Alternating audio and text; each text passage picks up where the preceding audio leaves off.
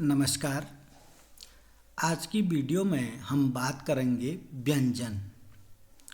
व्यंजन किसे कहते हैं, व्यंजन कितने होते हैं और व्यंजनों के कौन कौन से प्रकार होते हैं। इससे पहले की वीडियो में हमने स्वर कितने होते हैं, स्वर किसे कहते हैं, इस पर चर्चा की थी। उम्मीद करता हूँ कि आपने वो वीडियो देख ली होगी। आइए आज की वीडियो में देखते हैं व्यंजन। व्यंजन किसे कहते हैं, अब स्वर किसे कहते हैं। इससे पहले की वीडियो में स्वर किसे कहते हैं, स्वर जिनका उच्चारण स्वतंत्र रूप से किया जाता है उनको स्वर कहते हैं। स्वर 11 या 13 होते हैं। कौन कौन से होते हैं आपने देख लिया होगा। मात्रा के हिसाब से स्वर के 3 भेद होते हैं, ह्रस्व स्वर, दीर्घ स्वर, प्लुत स्वर। अब स्वर का हमने जब अच्छे से अध्ययन किया उसके बाद हम अध्ययन कर रहे हैं व्यंजन। यह वीडियो उत्तराखंड पुलिस का जो रिटन एग्ज़ाम होने वाला है उसके लिए बहुत ही उपयोगी होने वाली है और यूके SSSC के द्वारा आयोजित होने वाले संपूर्ण परीक्षाओं के लिए यह वीडियो उपयोगी होने वाली है। आइए व्यंजन। व्यंजन किसे कहते हैं, जिनका उच्चारण स्वरों की सहायता से किया जाता है उन्हें व्यंजन कहते हैं। व्यंजन की परिभाषा यह है कि जिनका उच्चारण स्वरों की सहायता से किया जाता है उसे व्यंजन कहते हैं। अगर कोई कहे कि व्यंजन किसे कहते हैं तो व्यंजन कहते हैं जिनका उच्चारण स्वरों की सहायता से किया जाता है उनको व्यंजन कहते हैं। व्यंजनों की संख्या 36 होती है। अगर आप क ख ग घ अंग च छ ज झ य ट ठ ड ढ अण त थ द ध न प फ ब भ म य र ल व तालव्य स मूर्धन्य स दन्त्य स ह अक्ष त्र ज्ञ कहेंगे तो इनकी संख्या 36 है बच्चों। अब मूल व्यंजन 33 होते हैं। अब इन 36 में से 33 को ही मूल व्यंजन कहा गया है क्योंकि जो 3 लास्ट के हैं अक्ष त्र ज्ञ इनको संयुक्त व्यंजन कहा गया है। इसलिए 36 में से 3 कम करेंगे तो हमारे पास मूल व्यंजनों की संख्या कितनी हो जाएगी बच्चों, 33 हो जाएगी। तो आपने सीखा कि व्यंजन किसे कहते हैं, व्यंजनों की संख्या कितनी होती है, मूल व्यंजनों की संख्या कितनी होती है, ये सीख लिया।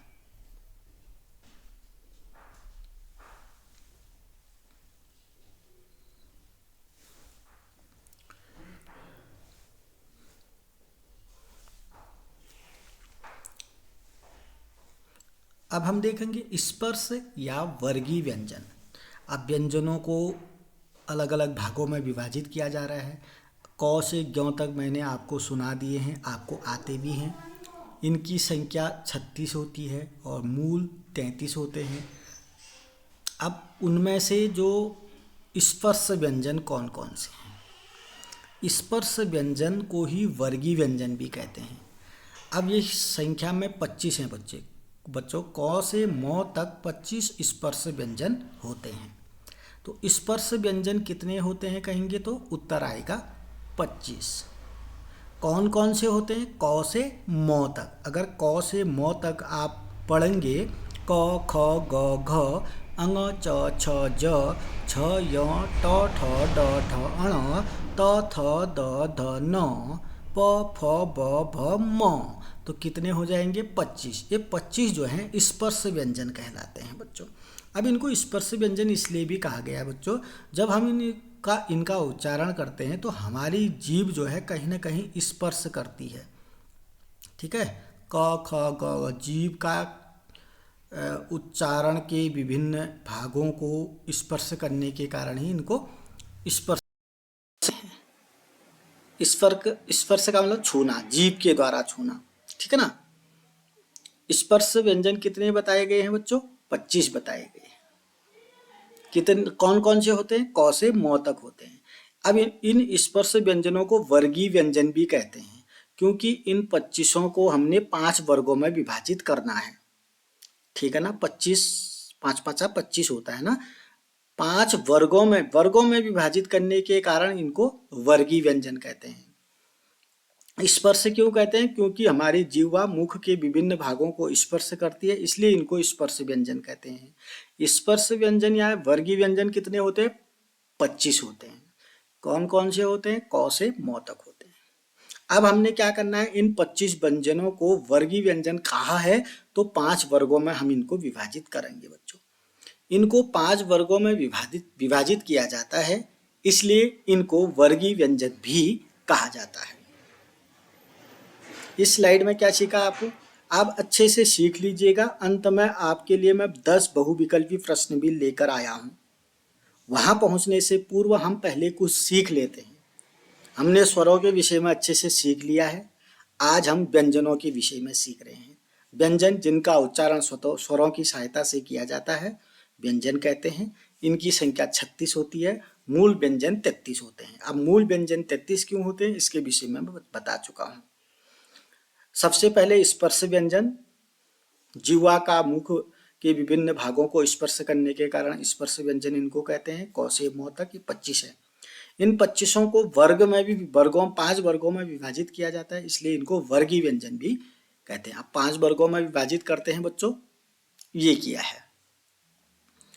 क वर्ग 5 वर्ग, पहला क वर्ग, च वर्ग, ट वर्ग, त वर्ग, प वर्ग। बहुत से बच्चों को ये समझ में आता होगा, देखा होगा, समझा होगा, लेकिन बहुत से बच्चे पहली बार भी देख रहे होंगे, इसलिए देख लीजिए। ये जो 25 व्यंजन है, क वर्ग में 5, क ख ग घ, ठीक है ना। च वर्ग मैंने बोला ना 5 वर्गों में विभाजित किया है, 5 5 25 हो गया, वैसे ही देखो ये। और क्रमशः है ये क वर्ग क ख ग घ अंग, च वर्ग च छ ज झ य, ट वर्ग ट ठ ड ढ अण, त वर्ग त थ द ध न, प वर्ग प फ ब भ म। कितने हो गए? 25 हो गए। 5 दूनी 10, 5 या 15, 5 को भी 5 25। ये 25 व्यंजन 5 वर्गों में विभाजित किया गया। 5 वर्ग ये हैं बच्चों: क वर्ग, च वर्ग, ट वर्ग, त वर्ग, प वर्ग। सबसे पहले आप 5 5 के क्रम में इनको लिख लीजिएगा। क वर्ग, च वर्ग, ट वर्ग, त वर्ग, प वर्ग। तो 5 5 बांट दीजिएगा, हो गया ये। समझ गए होंगे आप वर्गों में कैसे हमने विभाजित किया है। इन्हीं 5 वर्गों में विभाजित करने के कारण इनको वर्गीय व्यंजन भी कहते हैं, और यही 25 जो हैं स्पर्श व्यंजन कहलाते हैं। अब एक चीज, नई चीज सिखा रहा हूं बच्चों आपको। क वर्ग में जितने भी आते हैं उनका उच्चारण स्थान कंठ है। कंठ मैंने गला, इनका उच्चारण गले से किया जाता है। क ख ग ख अंग, तो इनका उच्चारण स्थान बच्चों कंठ है। यह एक्स्ट्रा नॉलेज है आपके लिए, लेकिन पूछा जाता है, जरूर पूछा जाएगा 1 नंबर का। च वर्ग च छ ज झ य, इनका उच्चारण स्थान बच्चों तालु है। ट वर्ग ट ठ ड ढ अण, इसका उच्चारण स्थान मूर्धा है। त वर्ग त थ द ध न, इसका उच्चारण स्थान दंत है। दंत, इनका आप दांतों के बिना उच्चारण नहीं कर सकते हैं। त थ द ध न, कहने का मतलब है हमारी जीवा दांतों को स्पर्श करती है, तो दंत हो गया। प वर्ग प फ ब भ म, इनका उच्चारण ओष्ठ है। मतलब यह है, ओष्ठ मैंने होंठ होता है बच्चों। होंठ की सहायता से आप प, बिना होंठों से आप प फ ब भ म नहीं बोल पाएंगे। होंठों से इनका उच्चारण होता है। आप होंठ समझ गए, होंठों से प फ ब भ म। ओष्ठ, ओष्ठ मैंने होंठ। दंत समझ गए, त थ द ध न। मूर्धा, मूर्धा जो होता है ये मुखमंडल का ऊपरी भाग होता है बच्चों। ट ठ ड ढ, जब हमारी जीभ, इनको बोलने वक्त हमारी जीभ ऊपर छत की तरफ टच कर रही है। आप ट ठ ड ढ अण बोलिएगा एक बार। हमारी जीवा जिसको भी टच कर रही है ना, उसको मूर्धा कहते हैं। त च छ ज झ य, इसको तलुआ कहते हैं, तालु। और कंठ मैंने गला होता है। स्क्रीनशॉट ले लीजिएगा, लिख लीजिएगा, समझने का प्रयास करिएगा। स्पर्श व्यंजन कितने हैं? 25 हैं। वर्गीय व्यंजन क्यों कहते हैं? क्योंकि इनको 5 वर्गों में विभाजित किया गया है। क वर्ग का उच्चारण स्थान, च वर्ग का उच्चारण स्थान, ट वर्ग का उच्चारण स्थान, त वर्ग का उच्चारण स्थान, प वर्ग का उच्चारण स्थान। अगला देखिएगा, अब क्या कह रहे हैं? पंचम अक्षर या अनुनासिक वर्ण। आप सवाल पूछ लिया जाता है अनुनासिक वर्ण किसको कहते हैं? बच्चों अगर आप 25 व्यंजनों को देखेंगे, उनमें से जो लास्ट का था ना, वर्ग के लास्ट का, उनको अनुनासिक कहते हैं। अनुनासिक का मतलब बता देता हूं मैं आपको। अनुनासिक का मतलब इनको नाक के सहारे, मुख और नाक, नासिक माने नासिका के सहारे इनको बोला जाता है। किनको? अंग, यो, अण, न, म। मतलब ये जो 5 अक्षर हैं, 5 व्यंजन जो हैं बच्चों, इनको अनुनासिक कहते हैं। अनुनासिक इसलिए कहते हैं क्योंकि इनका उच्चारण करते वक्त हमको मुख के साथ साथ नासिका का भी सहारा लेना पड़ता है। मुख नासिका वचनो अनुनासिकः। मुख नासिका वचनो अनुनासिकम, यानी कि मुख और नासिका के सहारे जिसका उच्चारण किया जाता है उसको अनुनासिक कहते हैं। ये 5 हैं, अंग, य, अण, न, म। अगर आप वर्ग में बांटना सीख गए तो ये भी सीख गए लास्ट के। इस अनुनासिक वर्ण को बच्चों पंचम अक्षर भी कहते हैं। इनको ना पंचम अक्षर भी कहते हैं। पंचम अक्षर क्यों कहते हैं पता है आपको? फिर इधर आ जाइए, क्योंकि पंचम अक्षर ये हैं अंग, य, अण, न, म। ये जो 5 है पंचम अक्षर है, 5वें नंबर है। क वर्ग का 5वां है, च वर्ग का 5वां है, ट वर्ग का 5वां है, त वर्ग का 5वां है, प वर्ग का 5वां है। सब वर्गों का 5वां वर्ण होने के कारण इनको पंचम अक्षर भी कहते हैं। अनुनासिक वर्ण अंग, य, अण, न, म को पंचम अक्षर क्यों कहते हैं? पंचमाक्षर मालूम हो चुका है। इनको अनुनासिक क्यों कहते हैं मालूम हो चुका है। इसी एक लाइन में पंचम अक्षर पूछ दिया जाए था, अण निम्न में से पंचम अक्षर कौन है? क, च, प, अण। तो आपका उत्तर क्या होगा? अण पंचम अक्षर। ये 5 के 5 पंचम अक्षर है बच्चों, और इन्हीं 5 को अनुनासिक वर्ण भी कहते हैं। बात खत्म। अच्छा, अब आ जाइए अंतस्थ व्यंजन। अंतस्थ व्यंजन कौन कौन से हैं? य, र, ल, व। यण प्रत्याहार के अंतर्गत ये वर्ण भी आते हैं। य, र, ल, व अंतस्थ व्यंजन कहलाते हैं बच्चों। नोट कर लीजिएगा, अंतस्थ व्यंजन किसे कहते हैं? अंतस्थ व्यंजन कौन कौन से हैं? य, र, ल, व, ये अंतस्थ व्यंजन है बच्चों। अब देखिएगा ऊष्म संघर्षी व्यंजन। ऊष्म व्यंजन, ऊष्म का मतलब ऊष्मा से होता है। जब हम इनको बोलेंगे ना, तालवी सौ, थोड़ा ऊष्म भाप जैसी निकलेगी। मूर्धन्ति सौ, दंती सौ, ह, मुंह से ऊष्मा निकले, हवा निकलेगी, ठीक है ना, गर्म हवा। संघर्षी, ऊष्म संघर्षी व्यंजन इसलिए कहा जाता है क्योंकि ऊष्मा का संचार होता है बाहर की तरफ। तालवी सौ, मूर्धन्ति सौ, दंती सौ, निकल रही ना हवा मुख से, हाँ, हो इस तरीके से। तो ऊष्म संघर्षी व्यंजन किनको कहते हैं बच्चों? तालवी सौ, मूर्धन्ति सौ, दंती सौ, हो को ऊष्म संघर्षी व्यंजन कहते हैं। देख लीजिएगा सब आ चुके हैं। 25 वो थे, ये भी 25 में, अनुनासिक भी 25 के अंतर्गत थे। 25 4 29, 4 33 हो गए। 33 व्यंजनों को हमने बांट दिया है। 25 स्पर्श कह लेना बच्चों, 4 अंतस्थ हो गए, 4 ऊष्म संघर्षी व्यंजन हो गए 33। अलग से अनुनासिक वर्ण किसे कहते हैं? पंचमाक्षर वर्ण किसे कहते हैं? अनुनासिक क्यों कहते हैं? पंचमाक्षर क्यों कहते हैं? ठीक है ना, मैं नहीं बताऊंगा, बता चुका हूं। फिर भी नहीं आया तो लिख दीजिए कमेंट बॉक्स में, मुझे समझ नहीं आया। अनुनासिक वर्ण किनको कहते हैं? इनको कहते हैं। इनको क्यों कहते हैं? पंचमाक्षर किसको कहते हैं? इनको कहते हैं। इनको पंचमाक्षर क्यों कहते हैं? क्लियर। तो अंतस्थ, पंचमाक्षर, अनुनासिक, ऊष्म संघर्षी व्यंजन आप सीख चुके हैं। अब 33 हो गए। हमने तो पूर्व में पढ़ा 36। 36 में से अक्षर अक्षर त्र ज्ञ, इसको थोड़ी देर के लिए हटा देते हैं। ये उसमें यूज नहीं होता, लेकिन अलग से देवनागरी लिपि में इसका प्रयोग होता है, इसलिए मैंने इसको यहाँ लिख दिया। तो अक्षर त्र ज्ञ को संयुक्त व्यंजन कहते हैं बच्चों। ये मैं पहले ही बोल चुका हूँ, संयुक्त व्यंजन। और संयुक्त का मतलब क्या होता है? संयुक्त का मतलब होता है ये दो व्यंजनों के मेल से बने हैं। जैसे कुछ संयुक्त स्वर भी बताए थे ना मैंने। संयुक्त स्वर का मतलब दो स्वरों के मेल से बने हैं। संयुक्त व्यंजन का मतलब दो व्यंजनों के मेल से बने हैं। ध्यान रहे, अब कौन कौन व्यंजनों से बने हैं ये ध्यान रखने की जरूरत है। अक्षह किससे बना है? क और स से बना है।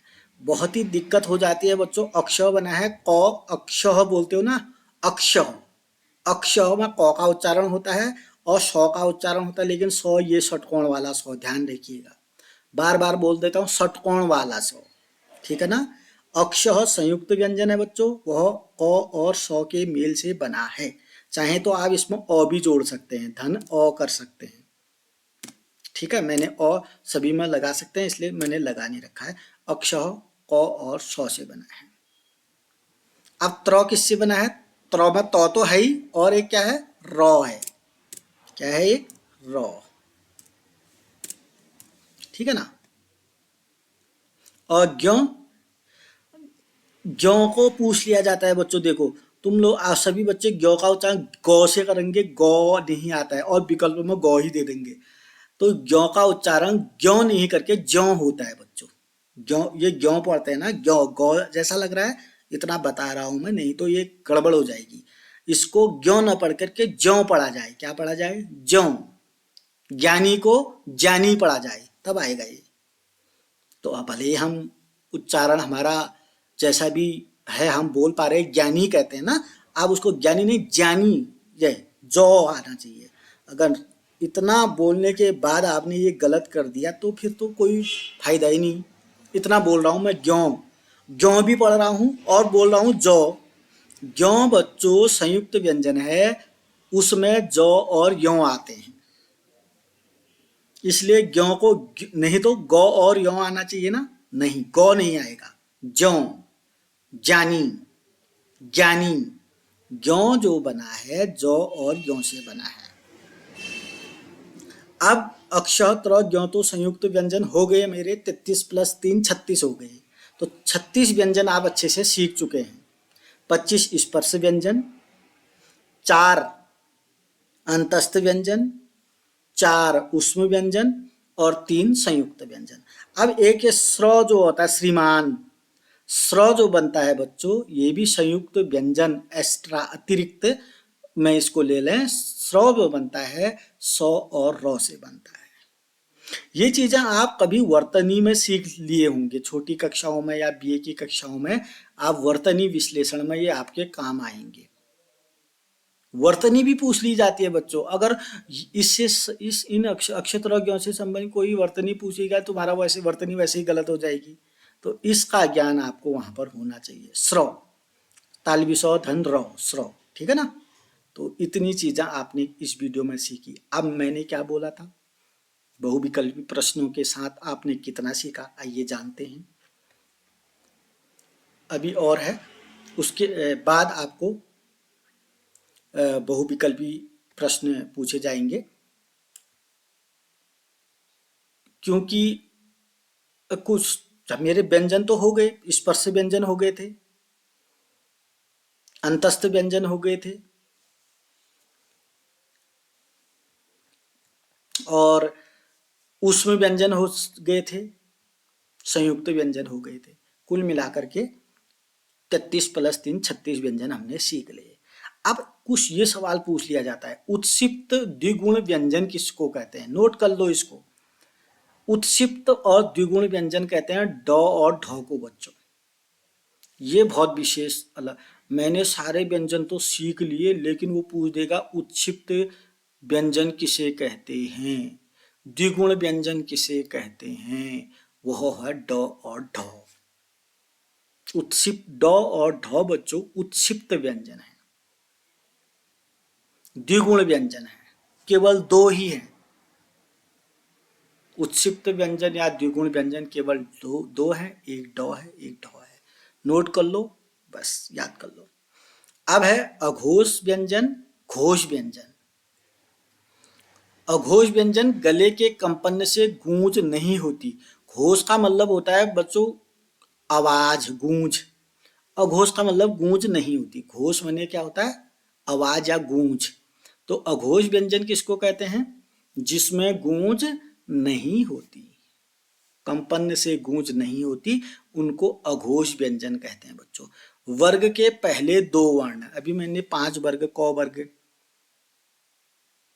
च वर्ग, त वर्ग, प वर्ग, ये जो वर्ग सिखाए, जो उसके जो वर्ग के पहले दो वर्ण अघोष कहलाएंगे। समझने का प्रयास करें। अघोष का मतलब घोष गूंज नहीं करता है, और मतलब नहीं करता है, घोष माने आवाज या गूंज। ऐसे वर्णों को बोलते वक्त आवाज या गूंज नहीं होती है। अ माने नहीं, घोष माने गूंज या आवाज। और कौन कौन से वर्ण होते हैं? वर्ग के पहले दो वर्ण। फिर वहीं ले जा चलता हूं मैं आपको। तो अघोष वर्ण कौन कौन हो जाएंगे बच्चों? क वर्ग में ये दो हो जाएंगे, ये क और ख अघोष कहलाएंगे। अघोष जिसमें गूंज नहीं होती, क ख, ठीक है। वर्ग के पहले दो, क ख भी अघोष होगा। ये भी तो वर्ग के पहले च और छ भी अघोष होगा, ट और ठ भी अघोष होगा, त और थ भी अघोष होगा, प और फ भी अघोष होगा। ठीक है ना? अब दूसरा अघोष तो समझ गए। अघोष गले के कंपन से गूंज नहीं होती। घोष का मतलब गूंज, अ माने नहीं। वर्ग के पहले दो वर्ण बात करते। अब उसी का उल्टा घोष हो गया। कंपन घोष गूंज होती है, अघोष में गूंज नहीं होती है, कंपन नहीं होती है। जब हम इनका उच्चारण करेंगे, घोष में, घोष माने आवाज, गूंज होती है। अब वो कौन है? वर्ग का तीसरा, चौथा, पांचवा वर्ण है। यानी कि जो बचे उनको घोष कहेंगे। क ख अगर अघोष है, ग घ अंग घोष हो जाएंगे। च छ हमने अघोष कहा, ज छ य घोष हो जाएंगे। ड ढ अण घोष हो जाएंगी। द ध न घोष हो जाएंगी। ब भ म घोष हो जाएंगे। ठीक है ना? अब इसको याद कैसे करोगे, समझोगे कैसे?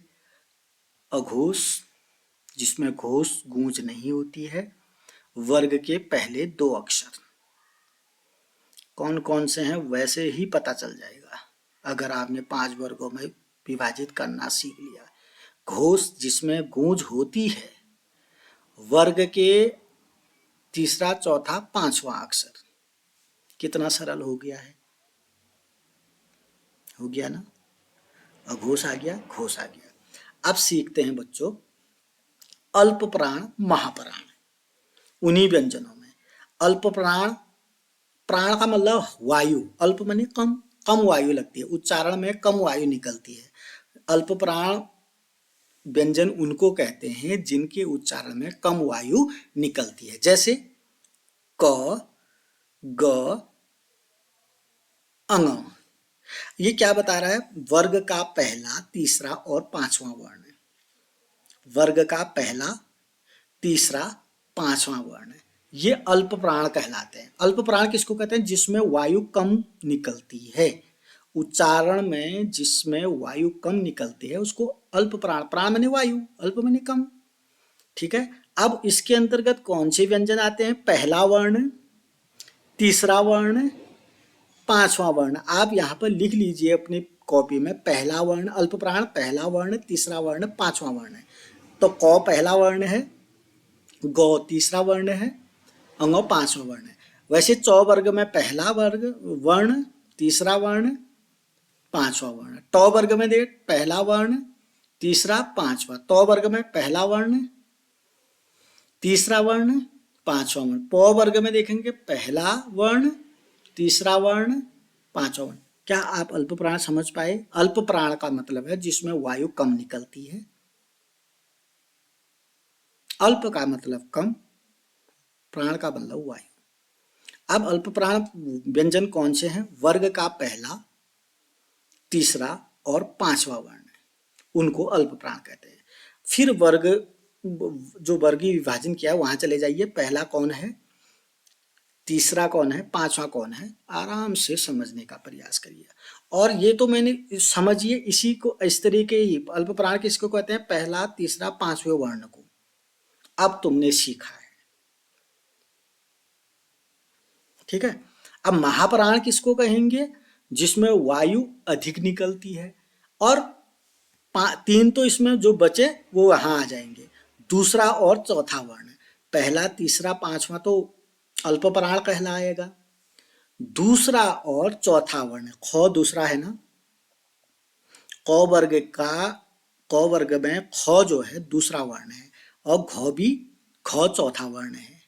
वैसे ही दूसरा वर्ण छ है, झ चौथा वर्ण है, ठ दूसरा वर्ण है, ढ चौथा वर्ण है, थ दूसरा वर्ण है, ध चौथा वर्ण है, फ दूसरा वर्ण है, भ चौथा वर्ण है। इसके साथ तालवी स, मूर्धन्य स, दंती स, ह भी महाप्राण है। महाप्राण तालवी स, मूर्धन्य स, दंती स, ह को इसलिए कहा क्योंकि इसमें भी प्राण अधिक, वायु ज्यादा निकलती है, अधिक निकलती है। तो बच्चों, अगर 25 व्यंजनों की बात करूं तो अल्प प्राण पहला, तीसरा, पांचवा, महाप्राण दूसरा और चौथा।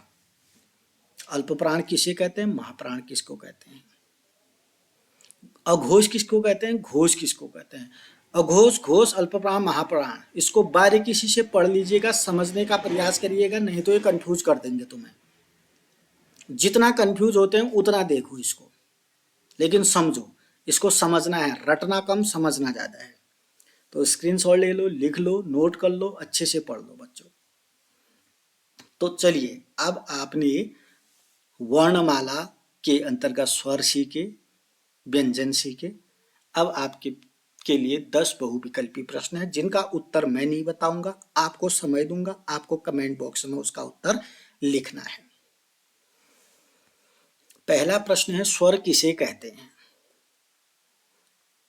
मेरे पढ़ने की जरूरत नहीं है, आप पढ़िएगा, क्योंकि आपका इस तरीके का सवाल आएगा, आपको बहुत जल्दी इसको पढ़ना है, बहुत जल्दी समझना है, और बहुत जल्दी इसमें टिक भी करना है। तो अपना जो फास्ट है, जितना आप कम समय में सही इसका उत्तर लिख पाएंगे वो काम करिएगा।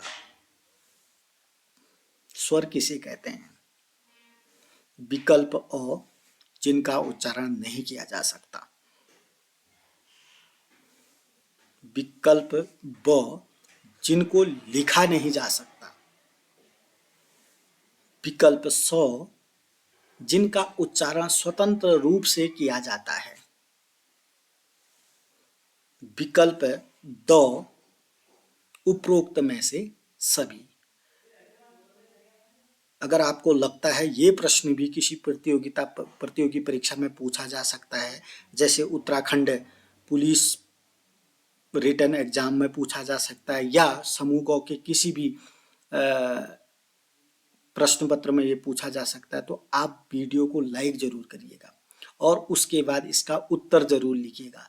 उत्तर लिखते वक्त सवाल का नंबर जरूर लिखिएगा, नंबर 1। तो आप कमेंट बॉक्स में इसका उत्तर जरूर लिखिएगा, स्वर किसे कहते हैं। अगर आपको इससे भी ज्यादा समय चाहिए इसको समझने में, तो पॉज कर लीजिएगा, उत्तर जरूर दीजिएगा कमेंट बॉक्स में। दूसरा प्रश्न, मैं धीरे धीरे पढ़ रहा हूं, आप फास्ट पढ़ लीजिएगा इसको, क्योंकि आपका समय का भी ध्यान देना है आपको। जितनी जल्दी पढ़े, जितनी जल्दी समझे, जितनी जल्दी आंसर सही हो जाए, फिर जितनी जल्दी हम अगले प्रश्न की ओर चले जाएं, ये होना चाहिए लक्ष्य।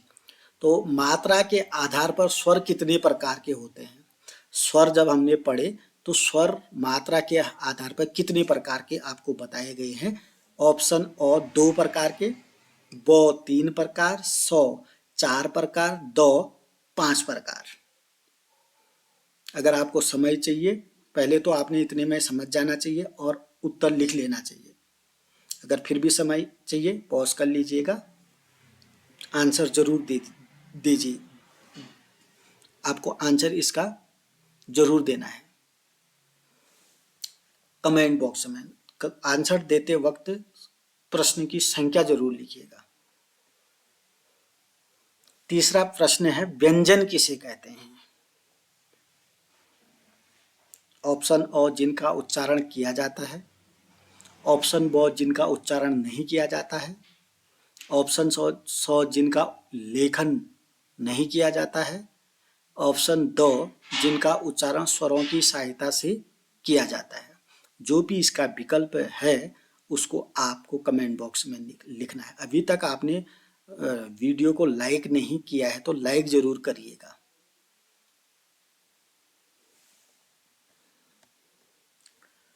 अगला प्रश्न है, मूल व्यंजनों की संख्या कितनी है? इसी वीडियो में मैंने बता रखा है मूल व्यंजनों की संख्या कितनी है। ऑप्शन ओ 30, ऑप्शन बो 33, ऑप्शन सौ 36, ऑप्शन दो 42। अगर आपको इसका आंसर पता है तो कमेंट बॉक्स में लिखिएगा, और ये भी लिखिएगा कि मूल व्यंजन अगर आप जितना भी करें कौन कौन से हैं वो भी लिखिएगा। आपको संपूर्ण नॉलेज होना चाहिए। अगला प्रश्न है, अभी आपको बताया गया है अंतस्थ व्यंजन कौन कौन से हैं। विकल्प अच्छे से देखिएगा, अ क ख ग घ, विकल्प ब अक्ष त्र ज्ञ स्र, विकल्प स य र ल व, विकल्प द तालव्य स मूर्धन्य ष दन्त्य स ह।